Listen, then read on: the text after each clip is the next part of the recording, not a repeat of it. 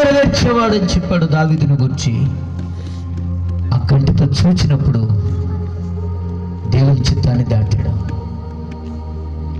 వెలుగు లేదు వారి జీవితాల్లో, అబాధముల జీవితాల్లో వెలుగు లేదు. వారి తర్వాత వచ్చినటువంటి ఆ సంతతికి కూడా చీకటే ప్రాప్తించింది.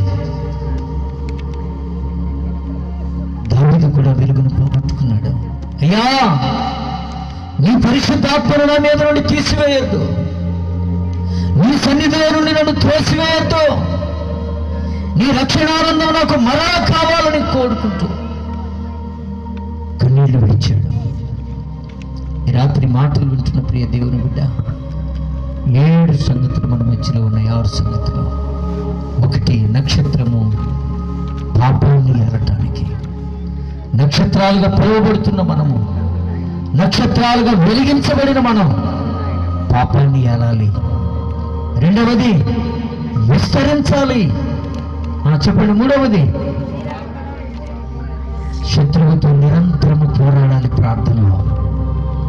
5వదిగా ఐక్యత కలిగి ఉండాలి. 6వదిగా చెప్పండి. 5వదిగా ప్రభువుని స్తుతించాలి. 6వదిగా అనేకులను నడిపించేటట్లుగా మనం ఉండాలి.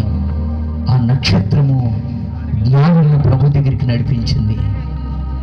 కనుక ప్రియ దేవుని బిడ్డలారా, ఈ మాటలు మీ హృదయాల్లో భద్రపరుచుకొని, పండుగలు వస్తున్నాయి, వెళ్ళిపోతున్నాయి, ఆనవాయితీగా అలవాటుగా సాగిపోతున్నామేమో. ఇక నేను మన జీవితాలు వాక్యపు వెలుగులో కట్టుకొని